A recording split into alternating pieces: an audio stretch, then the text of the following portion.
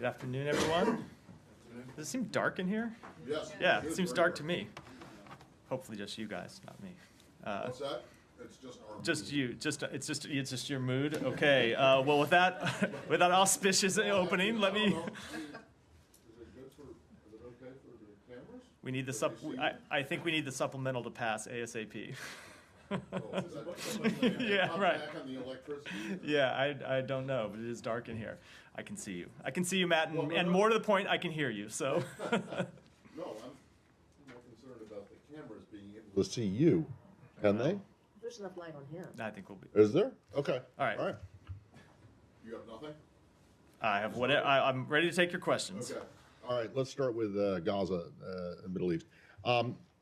Last week, several U.S. officials, including the Secretary and the Vice President, others, talked about the importance of Israel not repeating what it did in the north, in the south.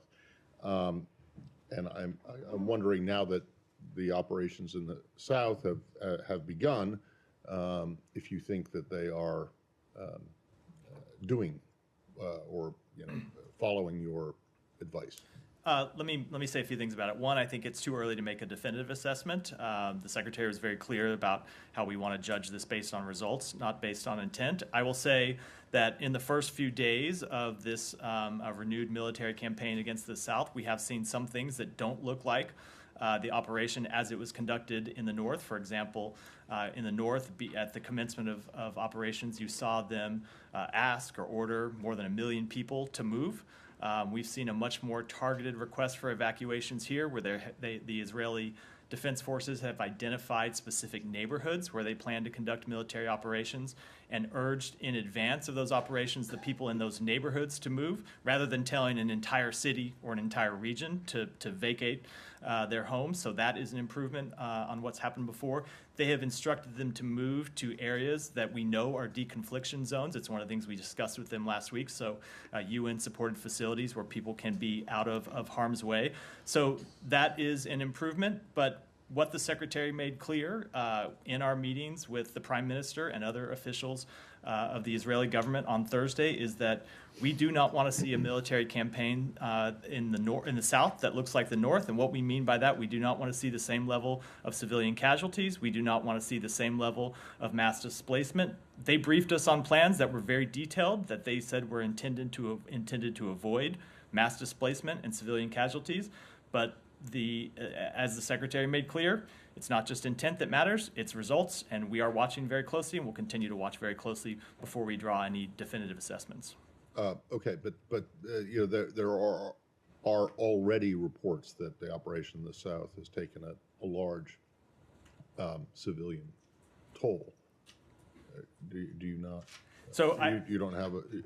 You still think it's too early to say? I think it's too early to draw a definitive assessment. I will say that, unfortunately, we do expect to see civilian casualties as a result of this campaign. That is sadly true in all wars. It is especially going to be true in a war in a crowded urban environment where the opponent, Hamas, is using civilians as human shields and hiding themselves, hiding their fighters, hiding their infrastructure behind civilians. So what we have made clear to Israel is that we expect them to comply with international humanitarian law and do everything they can to minimize civilian harm so we don't see a repeat in the south of what we saw in the north. And with respect to that, we're at the very early stage of the operation. And I think it's too soon to draw a definitive conclusion. Yeah. The Israeli government is conducting this investigation to look at Hamas using rape as a weapon of war against Israeli women and girls on the 7th. They say they've now collected more than 1,500 eyewitness accounts of sexual assault, sexual violence, including rape against women and girls that day. Is that something that the Biden administration condemns? And also, have the Israelis shared any of that evidence with U.S. officials? I'm not going to speak to what they have and have not shared with us. We have been briefed extensively on a number of their findings. We don't, of course, have our own independent assessments to make right now. We don't have people on the ground conducting such assessments. But we have seen Hamas commit atrocities, both on October 7th and since October 7th. And we obviously condemn those atrocities and support Israel's actions to hold Hamas accountable for them. On Friday, the UN Secretary General said, I'm paraphrasing, but seemed to say that all this evidence should be investigated. As far as I'm aware, the UN has not confirmed that they will take up a separate independent investigation. Is that something? I'm not aware whether they are, but certainly we support an investigation. The Israeli government is conducting one, and they have our full backing in doing that. Last question for you is, there's these reports now about, this is about the Hanukkah celebration period we're about to go into, Jewish organizations canceling celebrations, menorah lightings, something like that happened in London over the weekend. It also happened in Williamsburg, Virginia. I'm wondering if the State Department has a message for American Jews ahead of the holidays about how to approach public celebration. Yeah. I would say one of the very unfortunate, tragic things we have seen since October 7th is a rise in anti-Semitism, both here in the United States and around the world. And we condemn anti-Semitism in the strongest possible terms. We oppose anti-Semitism wherever we see it. And of course, we tell American citizens always to make decisions based on their best safety and security assessments. And this is not a specific this is not a specific recommendation here specific to any one city. As you know, the State Department does provide travel advice for events around the world, and when we have updates to provide based on circumstances on the ground, we provide that. But I would just say in general, it is tragic that we have seen after more Jews were killed on one day than any time since the Holocaust, that one of the responses has been actually an increase in anti-Semitism. That is extremely tragic, and I think it's incumbent upon everyone in positions of authority to speak out against it. Just to come back to the Israeli offensive, I wondered if you could sort of talk to us a little bit about what's behind this messaging end of last week and over the weekend. Is there an assessment? For example, the vice president calling the death toll devastating, Defense Secretary Austin talking about driving the population into the arms of the enemy. This suggests that the administration has come to some kind of conclusion that the way that the Israelis have been conducting these operations has not protected civilians. Is there a finding, or has there been some kind of assessment that has come out with that? I think you can take those comments at face value, just as you can take the Secretary's comments, not just last week, but the ones he made in previous weeks at face value. You heard him say several weeks ago that far too many Palestinians have been killed as a result of this conflict. You heard him say before that Israel needs to take additional steps to protect civilians. And we've had very direct conversations about steps that they can take to protect civilians, including as recently as last Thursday when we were in Israel. So I don't think it is a secret that we think that too many Palestinians were killed in the opening weeks of this conflict. We want to see Israel take additional steps to minimize civilian harm. We talked about them when we were in Israel last week. They briefed us on their plans. And if you go through their plans about how they intend to minimize civilian harm, you have to step back and remember that the Israeli military is one of the most professional militaries in the world. They have legal determinations that they make when conducting strikes. They go through procedures where they weigh civilian harm when they conduct any of these strikes. They have put in place these plans I mentioned a moment ago to evacuate specific neighborhoods to keep civilians out of harm's way rather than just telling an entire population to move. So they are going about this with a certain degree of deliberateness to try to minimize civilian harm. But again, it's not just the intent that matters, it's the results. So we've been very transparent with them about what our beliefs have been. The comments that the Secretary made publicly were the same comments that he made in the meeting with them, that we want to see them take additional steps, and we're going to be watching to see how they do. And, it's been noted that, you've had these warnings to civilians, but at some points people have been told to go to certain areas, or these areas will be safe, and then those areas have then been bombarded. Is that something that you've witnessed and are able to? So it is exactly. So let me talk about it this way. So I think that was one of the criticisms of the first few weeks of this campaign, that people were told to move to the south without giving a specific place to go, and then there were attacks on Khan Yunis after people had moved to Khan Yunis. One of the differences that the Israeli government has proposed going forward is there are UN designated facilities in Khan Yunis, in Rafah City, in central Gaza, and in the south, where the Israeli Defense Forces have directed people to go. And those places are on lists of deconfliction zones that should not be the target of military campaigns. So that is an improvement that we have seen, at least in intent, at least in their plans, and we're going to see how it's actually executed. And kind of the nature of the offensive itself. I guess I understood that in the initial northern phase there was this massive aerial bombardment, and then the ground operation. I guess we're going through that again. Is the message, there should be a more surgical ground operation without the preceding aerial bombardment, because that's where a lot of these civilian casualties seem to be. I don't want to speak to the specific military operations and military decisions the government of Israel will have to make, and our conversations with them about those tactics that they might pursue. I think it'd be inappropriate to do that. What we have said is they need to take additional steps to protect civilians. I just went through some of what some of those steps are and some of those steps that we believe they are taking. But there go the lights. But when it comes to specific tactical steps that they might take, I think I'll keep those conversations private. Can I follow up on that? Yeah, Saeed, go ahead. So I understand you correctly. You're saying that the killing of 700 Palestinians over a period of 24. Saeed, I always like when I use my own words, not when you try to put words in my mouth. I want to understand what you said properly. You Yeah. said that we have seen improvement. I'm asking you directly. You think that the killing of 700 people in 24-hour period is an improvement? So, I'm just asking you to say yes or no. I don't in think, accordance to what you said. So, Saeed, I don't think you were listening very closely to I what I was said. listening very Well, closely. clearly Every not, single because word. what I said Right. is we have seen improvement in their plans for Khan Yunis, their plans for the South. We have seen them evacuate specific neighborhoods rather than entire areas. So the numbers of displaced persons will hopefully be lower in southern Gaza than it was in the north. But when it comes to results, we are going to monitor it very closely. And I think I was pretty clear about that. And I think the Secretary was pretty clear about that on Thursday. Give us a figure. What would be acceptable? What would be acceptable? Because you talked about... Saeed, we mourn the loss of every civilian life. We don't want to see any civilians killed in this. What have you done to really minimize that? Remember, Gaza is the size of Washington, D.C. When you tell people to move, like now, and they have nowhere to go, they're striking in Khan Yunis. They're saying, actually, we're hitting every place in Gaza. So where should people go? People what should go. Be the end? Saeed, let's take it one question at a time. Before you asked a question, let me answer it. Sure. People should go to the UN designated sites that are on Israeli lists as deconfliction zones that should not be the target of military campaigns. There are already people who are sheltering in those.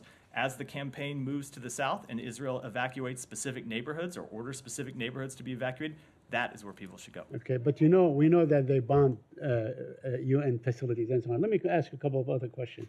You said that Hamas committed atrocities, right? Okay. Do you call the killing of 20,000 Palestinians an atrocity? Does that befit the term atrocity? Saeed, I was speaking to the intentional murdering of civilians that we saw Hamas commit. I don't think, and correct me if I'm wrong, I don't think there is anyone questioning that Hamas intentionally killed civilians. That is by definition an atrocity. And you don't think that Israel intentionally killed civilians? We think far too many people. I have not seen evidence that they are intentionally killing civilians. We believe that far too many civilians have been killed. But again, this goes back to the underlying problem of this entire situation, which is that Hamas has embedded itself inside civilians, inside civilian homes, inside mosques, in schools, in churches. It is Hamas that is putting these civilians in harm's way. For all the questions, and I understand why people I stand here and people ask me questions about what Israel should do. I'm happy to take those questions. I'm surprised I don't hear more people saying, why doesn't Hamas lay down its arms? Why doesn't Hamas move out of schools? Why doesn't Hamas take additional steps to protect civilians? Because we think they should, as we think Israel should. Okay, so you are asking Hamas to surrender. Is that what you're asking them to do? We would welcome Hamas laying down its arms and surrendering at any point. Hamas is not an army. They don't have Air Force. They don't have a Navy. They don't have artillery. They have none of these things. They don't really have any kind of regular kind of structure that they can conduct their surrender. That Saeed, they may not have a Navy. No. Let me finish. They may not have an Air Force. They have sufficient firepower to have killed 1,200 people on October 7th. So don't tell me that Hamas can't lay down their arms and take additional steps to protect civilians, let alone moving out of all the areas that are putting Palestinian civilians in harm's way. They absolutely can. They could do it today if they cared at all about civilian life. My last question to you, the UN, a former official in the UN, Mr. Mukaiber, said that the most clear-cut case of genocide, the Israeli bombardment and the killing of 20,000 people thus far, is the most clear-cut case of genocide. Do you agree with him? So the State Department has a rigorous process for evaluating what constitutes genocide, ethnic cleansing, or a crime against humanity. Those are terms we only use with very explicit care. You've seen us be very You've seen us be very deliberate about that in the past. We are monitoring the evolving situations and are examining facts as they develop. It's an extremely challenging space to get all the information that might be available, but we support Israel's right to continue to take action to ensure that Hamas can never conduct terrorist attacks like it did on October 7th again. And as part of that, we urge Israel to take all possible measures to minimize civilian harm. And I've just gone through a number of those measures. But it doesn't qualify for genocide. I just answered that. Go ahead, Tracy. Thank you. Going back to your answer to the question about the reports of a rape of Israeli women by Hamas and use of sexual violence as a war crime, as a weapon of war. You said we've seen Hamas commit atrocities. We obviously condemn atrocities, but you didn't use the words rape or sexual violence. And I'm wondering if there's a reason for that, for not a more explicit condemnation of rape. Only because we haven't made an independent assessment our own. We've obviously seen the reports that Hamas has committed sexual violence. They've committed rape. We have no reason at all to doubt those reports.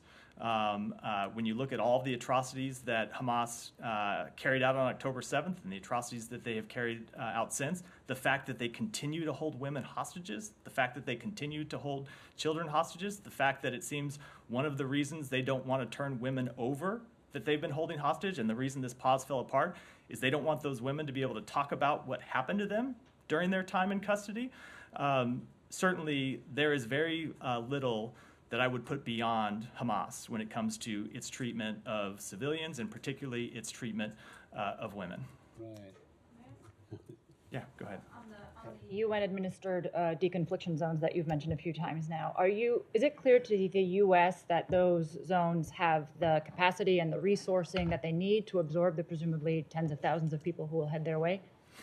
It's something that we continue to work on. Our special envoy, David Satterfield, is of course still in the region. He's been there since he was appointed and is having daily conversations with the relevant UN agencies about this question. And we have been trying to surge aid into those UN agencies. Absolutely, they could use more assistance. They could use more capability. And it's something that we're trying to deliver in what is, of course, a very challenging environment. So it's not clear that these zones are actually a viable option for the people who need to flee to them. Look, when it comes to making a choice about being in an area that is undergoing major combat operations versus evacuating to a UN-run, either a refugee center or another UN-run facility where you can get food and water and medicine, certainly I think the choice is pretty clear.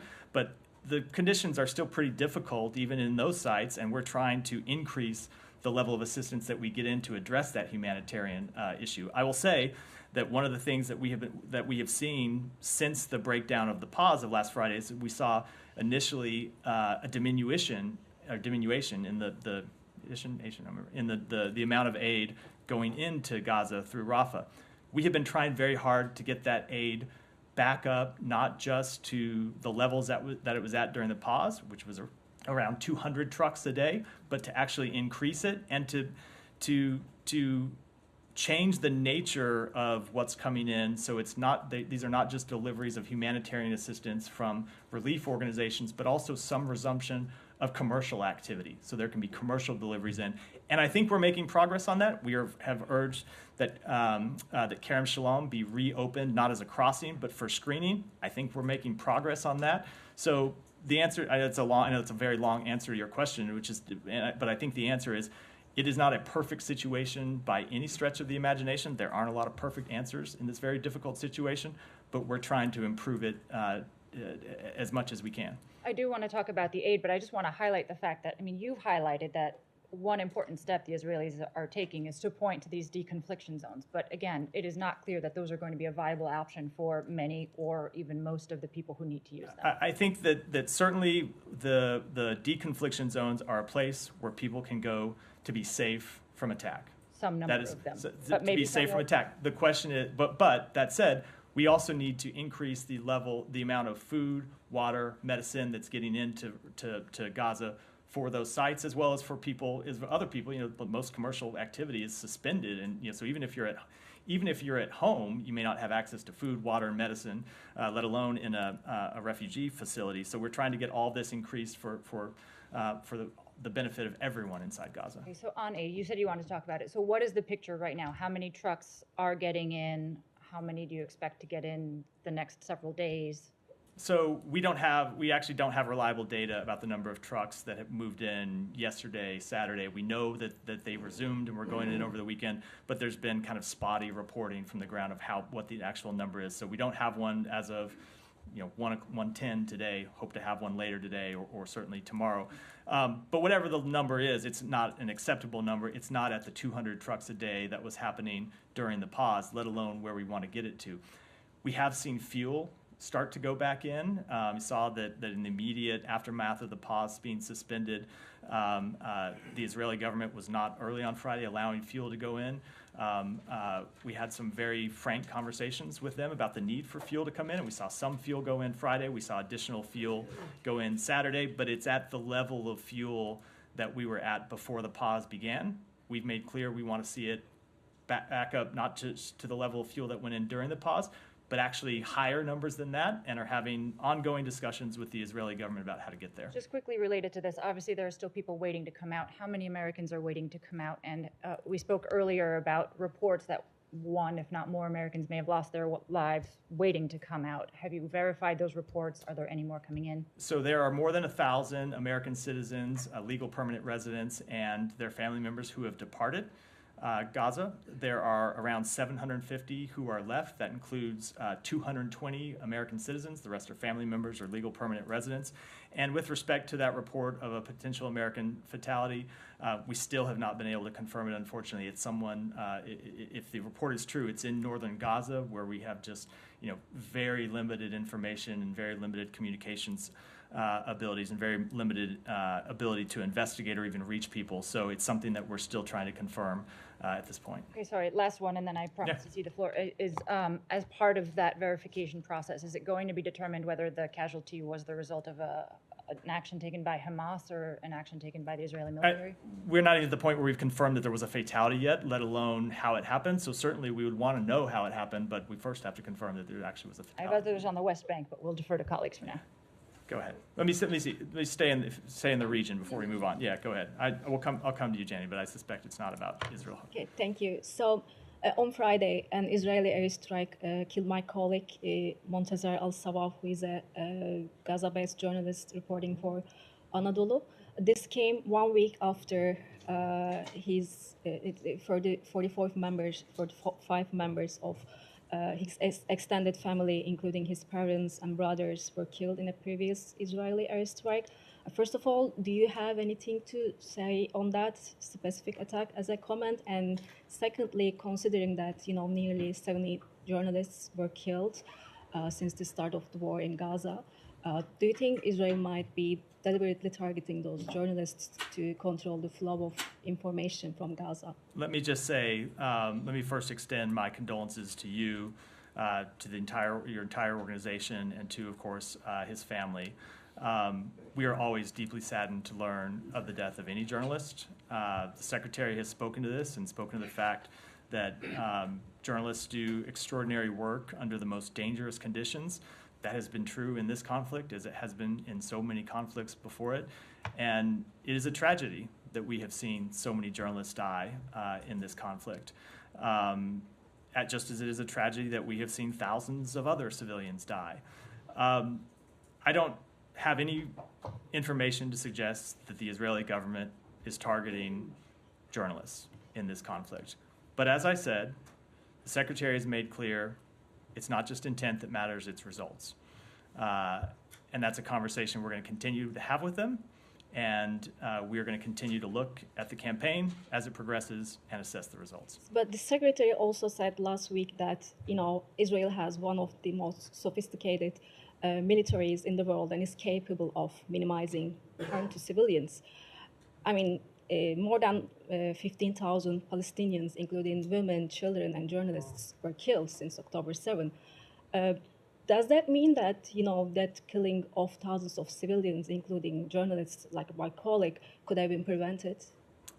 Certainly, we have thought that there are additional steps that Israel could take to minimize civilian harm, which is why obviously they are not taking those steps. Well, I say which is why we've had these conversations and why we've encouraged them to take additional steps, which they have said they are going to do for the campaign in the South. But I expect that this will continue to be an ongoing conversation, and as I said, we're going to monitor how this campaign proceeds as it does. Yeah, thank you, man. Let me just go. I will come back to you, but go ahead. Okay. Go ahead. Does the United States support the Israeli proposal for establishing a buffer zone between Gaza and Israel? And if say so, do you have any idea what's the nature of this buffer zone? So I will say that one of the principles that you heard the Secretary lay out quite clearly in Tokyo in a speech 3 weeks ago was that there should be no reduction in the size of Gaza. And one more question. Yesterday, there were an attack on the Iranian-backed groups in Iraq, and some Iraqi sources, they suspected the United States in this attack. And do you confirm that has the United States conducted, or were there any counter-battery attacks to these Iraqi forces?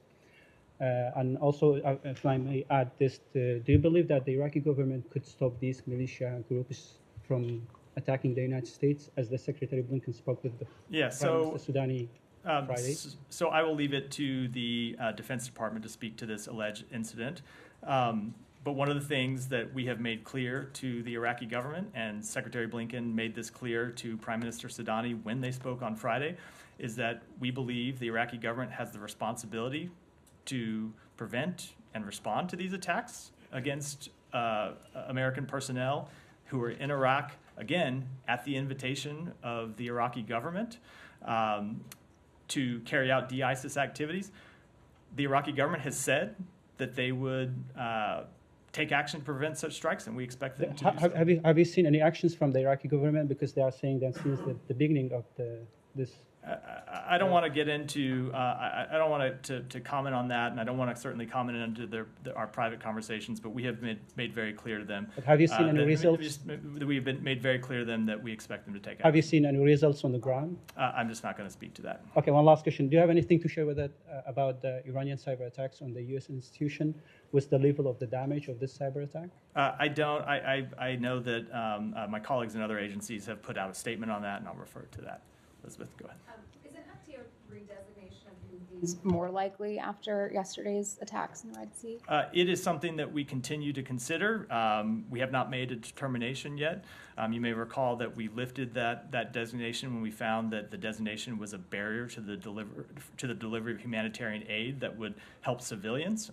So it's the subject of ongoing conversations inside the administration, but I wouldn't want to put my hand on the scale one way or the other. And then just to follow up on that, is the administration concerned that this escalation from the Houthis could undermine the work you've done on the political process in Yemen? So we continue to support a peaceful resolution to the Yemen conflict. It's been a priority for this administration since day one. Our special envoy for Yemen is traveling to the Gulf this week to continue intensive U.S. diplomacy and regional coordination, both to safeguard maritime security in the Red Sea and the Gulf of Aden in the midst of these provocative and dangerous attacks by the Houthis on international shipping. Those have threatened almost 2 years of progress to end the war in Yemen, and we will keep trying to end that war, reach a durable solution, and work with our allies and partners to respond to these Houthi attacks, which threaten global shipping, threaten the global economy, threaten countries far outside Israel, far outside the region. I think this is a matter of global concern, which is why we're talking about it with allies and partners around the world. Matt, can I go back to something you said in response to one of the questions about sexual violence? I'm just interested because the phrasing that you used was curious to me, at least. You said you have no reason to doubt any reports that rape was used as sexual violence was used by Hamas. You said the fact that they, meaning Hamas, continue to hold women hostages, okay, that is a fact. The fact that they continue to hold children hostages, that is also a fact. But then you said the fact that it seems one of the reasons they don't want to turn women over that they've been holding hostage, and the reason that the pause fell apart, is that they don't want those women to be able to talk about what happened to them during their time in captivity. The fact that it seems, is this just conjecture on your part, or do you know, do you have very good reason to believe, evidence to believe that Hamas is deliberately continuing to hold on to female hostages because they're concerned that they will speak about atrocities that they were subjected to? So I will accept the edit, not fact. Seems is a better way to say it, but let me answer the question. The humanitarian pause, which resulted in a release of hostages, was negotiated with some very clear terms, and that was that children and women would be the first priority to be released. Near the end of that pause, last Wednesday, Thursday, when we were getting towards the end, Hamas was still holding on to women that should have been the next to be released. They refused to release them. Right. They broke the deal. Came up with excuses why. Ultimately, I don't think any of those excuses were credible, and I shouldn't get into any of them here. But certainly one of the reasons that a number of people believe they refused to release them is they didn't want people to hear what those women would have to say publicly. When you say, I won't say fact because I don't know it for a fact. Oh, okay, but when you say a number of people believe, let me just say people in the U.S. government. Let me just finish my answer. We have seen Hamas commit all kinds of atrocities. Look, I'm a little bit concerned. You're trying to go. I am not suggesting that these things did not happen, and I am not suggesting that what you suggest is their reason for not releasing the remaining female hostages is wrong. I just want to know. I just want to be very sensitive in my language. Any evidence to suggest that is what it is, or is it just? I want to be very sensitive in my language when talking about people that continue to be held hostage, that have families on the outside. What I will say is we know Hamas has committed atrocities. We know they continue to hold women. Yeah. They were going to release these women, and then suddenly at the last point reneged on the deal and were never able to provide a credible reason why. We hope that they will change their mind and release those women. So, but you don't know though for certain that the or a reason for them reneging on the deal and not releasing them is because they're worried about them speaking about. So I'm not able to speak with a definitive assessment that is the case. We would like to see them release the hostages so they could talk about whatever treatment or mistreatment they had undergone. Sorry, man. Saeed, I have gone to you number. Please, Matt, on this point. Elizabeth, go ahead. Matt. Olivia, sorry, Elizabeth. Saeed. Saeed, I asked you, Saeed, I will come. Saeed, I will come to you. There could be soldiers. Saeed, I will come. There are women who are not soldiers who continue to be held. But there are women, Palestinian women, and there are women. right? So I will come back to you. You've had a number of questions already. Olivia, sorry, go ahead. Just specifically on that point, there is still one American woman being held that we are aware of, right? Is everything that you're saying applicable to her situation?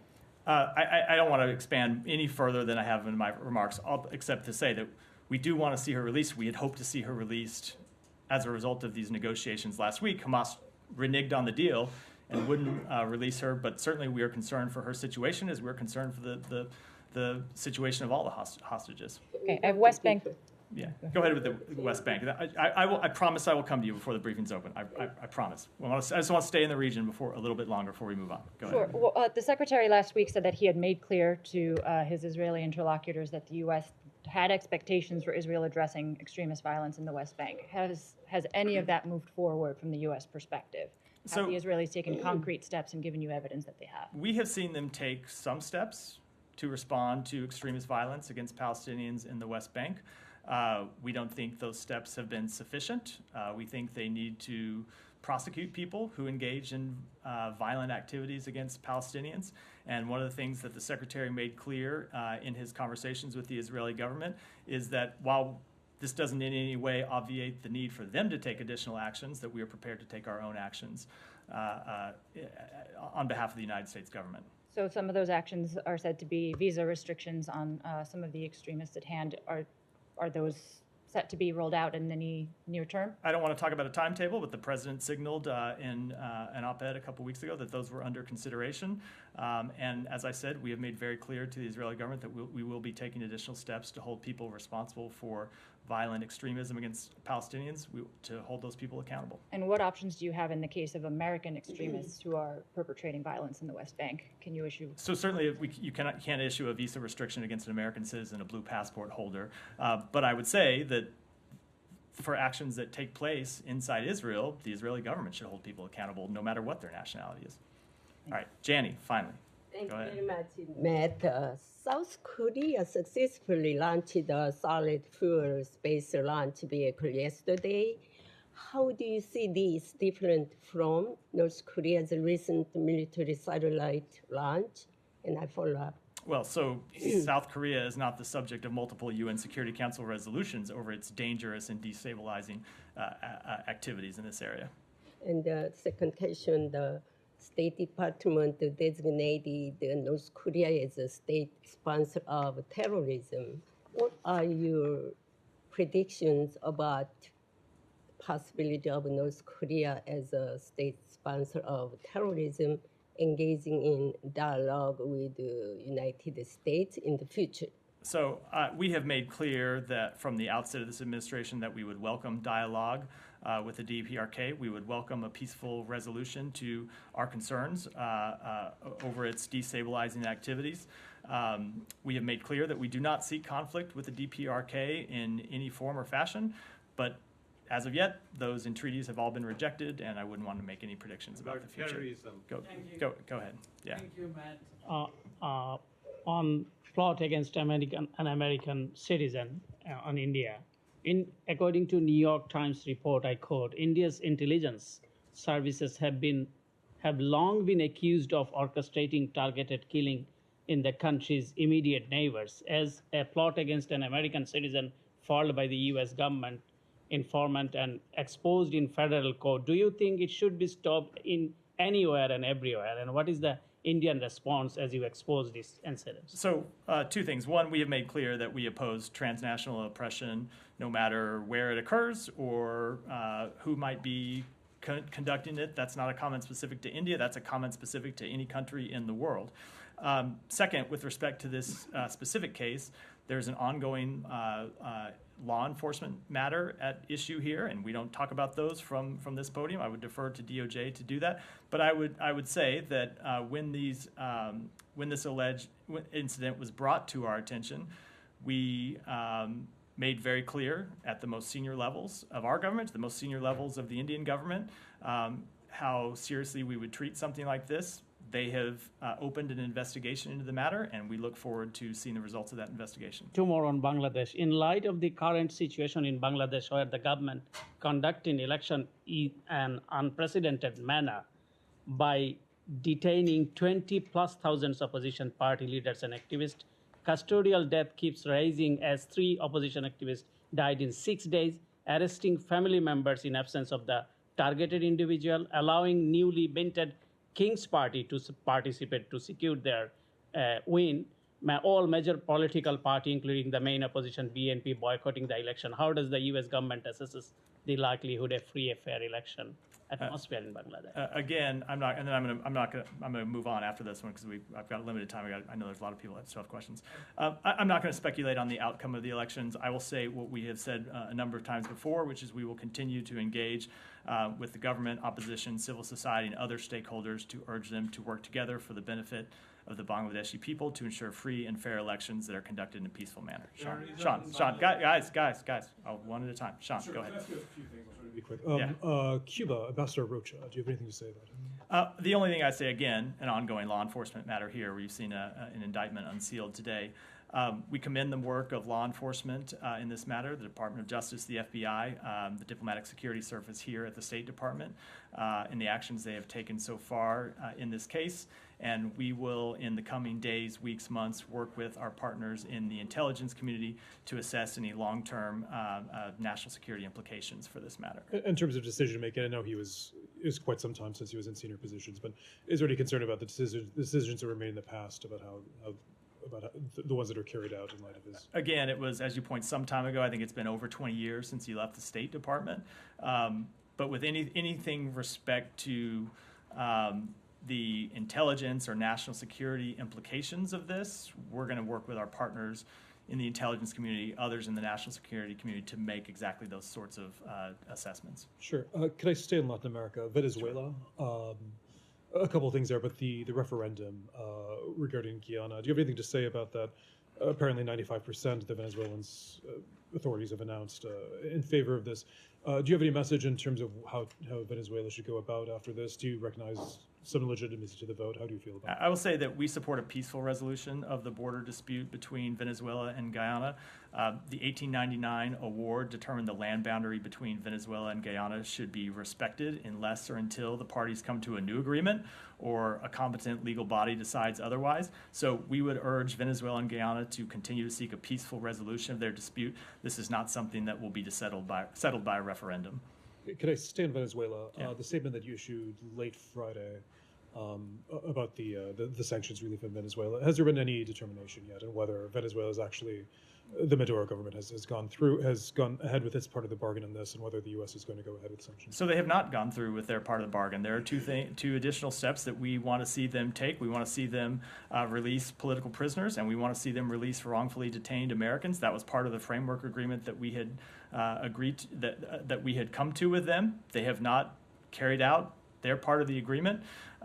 We urge them to do so, but at the same time, we are considering the matter and will suspend some of the sanctions relief that we put in place earlier this year if we determine that adequate progress to the commitments they made to us have not been made. So still if it hasn't been a decision. Correct. I'll be brief, but could I take you to another part of the world as well? To Niger. The authorities in Niger quit over the weekend the anti-jihadist force, the G5, and a Russian delegation has come in today. Is there any greater worries about the trajectory of Niger and how things are going?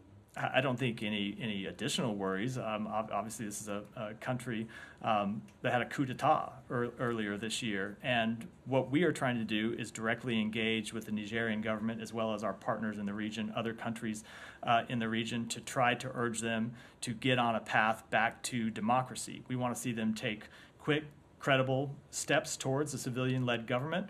We're not seeing those at this time, but that will be the policy outcome that we continue to try to achieve. Just finally, Ambassador Fitzgibbon is, according to reports in the region, about to present her credentials formally. Does that indicate any sort of recognition or at least de facto recognition of the authorities in Niger? No, it does not. Her presence there is an element in this effort I just described to try to negotiate a quick and credible democratic transition in Niger. We've been without an ambassador for more than a year and a half there. As we said, the democratically elected government was deposed in a coup, and our goal now and the goal of the new ambassador will be to try to move Niger back in a transition to democracy. And just very finally, Henry Kissinger. You said that last time. I'm trying to hit everything. Henry Kissinger, I'm not going to ask you for a great assessment on his life and times, but is there anything in the department that's being planned in light of his death? Let me get back to you on that. I'm sure there are things that probably people here are planning. I'm not aware of any. The secretary put out a statement on this on Thursday, and if we have any events to announce, I'll come back to you with those. Alex, go ahead. That'd be next. A couple of topics. Ukraine first. Does the secretary have any concern on the current state of play on the battlefield, given the White House, flagging the funding issue that things might get out of control without congressional funding, and Yeah, let me. So I will say that the kind of two questions linked together. Certainly, with respect to the battlefield, it's a tough situation. The Ukrainian forces are fighting against the very entrenched Russian military. We've seen them make progress. That progress has been difficult, but we have seen them continue to make progress. And when we were in Brussels last week, we spoke directly with the foreign minister of Ukraine about this matter. With respect to the supplemental, yes, we're absolutely concerned that the level of funding has expired. We are now relying on residual funds from the drawdown that will soon, we're at, I think, over 97% of those having been exhausted, will very shortly run out of any runway at all. So yes, we're very concerned. It's why the Secretary joins the President and others in the administration in urging Congress to act as quickly as possible. There was some reporting that Ukraine's new long-range delivery from the U.S. was pushed back for next year. Is that the reason, or was it? I'm sorry. What was the new delivery of long-range rockets to Ukraine was pushed back? I'm just not going to comment on any weapons, on any weapons decisions or weapons delivery before those decisions have been made. And with respect to the actual delivery of weapons, that's a question for the Pentagon. Moving to Azerbaijan, if I may. Iranian naval commander just arrived in Azerbaijan. Any worries on your end about Azerbaijan potentially flirting with Iran? I'm sorry. Any worries about Azerbaijan's flirting with Iran these days? I don't have any comment on that. Okay. I got to go to Abby because I've got to wrap. I got to wrap shortly, and I've got a few people to go. Abby, go ahead. Russia, can you provide any information on reports that a U.S. citizen was reportedly found dead in a temporary detention center? So we have seen those reports. We haven't confirmed them yet, and so because of that, don't have any comment. Can I have one quick follow-up on a previous subject? There are people who are accusing the UN of slow-rolling the probe into alleged sexual violence committed by Hamas. Do you have any specific comment on that? I know you've done I don't have any specific comment other than to say we would urge those reports to be fully and credibly investigated. I'll be very short. Go ahead. Thank you. I have a question about the Radio Free Europe, Radio Liberty journalist, the U.S. citizen, U.S.-Russian dual citizen, also Kurmasheva. Several lawmakers have written the secretary asking to designate her as wrongfully detained. Has a decision been made in her case yet or not? And if not, why? So it has not, and I will say, as I've said on a number of occasions about previous wrongful determination cases or cases where people have called for us to determine that someone is wrongfully detained. It's a matter that we take very seriously here. It can sometimes be a very deliberate process where we have to look at the statutory requirements. Sometimes the situation changes over time where information that is available to us at one stage changes as we acquire new information. So as always, no one should read anything into the lack of a wrongful detention determination at any given point. It is an ongoing active process inside the United States government. Can you tell us at what stage it is right now? I can't. And with that, I have to wrap for today. Thanks, everyone.